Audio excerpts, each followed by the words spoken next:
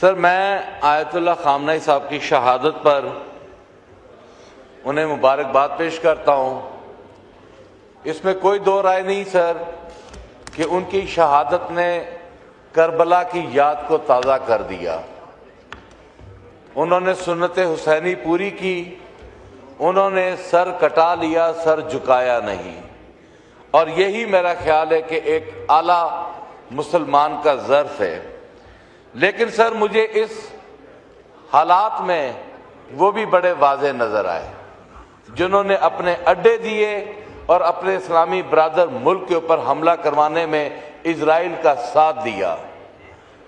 میں سمجھتا ہوں کہ ہمارے خلیجی ممالک کے اس کردار سے پاکستان کی 25 کروڑ کی عوام ان سے شدید نالاں ہے کہ انہیں اسرائیل اور امریکہ کا ساتھ نہیں دینا چاہیے تھا۔ جناب اسپیکر، میں سمجھتا ہوں کہ میں اس فلور پہ کھڑے ہو کر پرائم منسٹر آف پاکستان سے مطالبہ کرتا ہوں کہ وہ فلور آف دا ہاؤس میں آئیں۔ جو انہوں نے ٹرمپ کو نوبل پرائز یا نوبل ایوارڈ دینے کا جو مطالبہ کیا تھا، وہ اس ایوان میں کھڑے ہو کر اپنا مطالبہ واپس لیں۔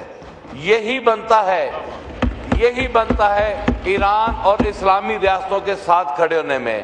آپ لوگ گھبرائیں نہ، آپ کے اندر ابھی تک جراثیم ہیں اسرائیل کے۔ افسوس کے ساتھ کہنا پڑتا ہے آپ کے اندر ابھی اسرائیل داخل ہے، اور انشاءاللہ یہ اسرائیل ہم آپ کے اندر سے نکالیں گے۔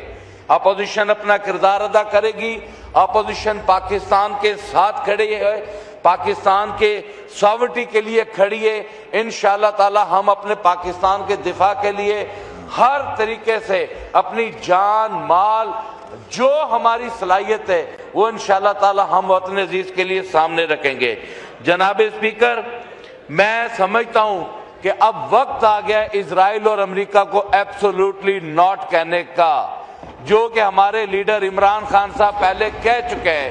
اب ان کو بھی بتا دیتے ہیں کہ اگر آپ لوگوں نے ایبسولوٹلی ناٹ نہ کہا تو پھر میرا خیال ہے کہ جو یہاں پر پیپلز پارٹی کے ایک MNA صاحب کھڑے ہو کر کہہ رہے تھے کہ ہمارا وقت آ گیا ہے، یہ میرا خیال ہے کہ وہ وقت دور نہیں ہے۔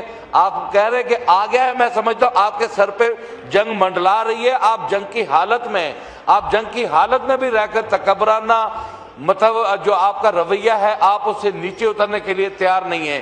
تو لہذا میں سمجھتا ہوں کہ ایبسولوٹلی ناٹ کہہ کر امریکہ اور اسرائیل سے جان چھڑائیں اور پاکستان کی سربلندی کے لیے جو ہے اپنے کردار کو ادا کریں، اور اپوزیشن حکومت ایک ساتھ ہو کر وطن عزیز کا دفاع کریں۔ Thank you sir.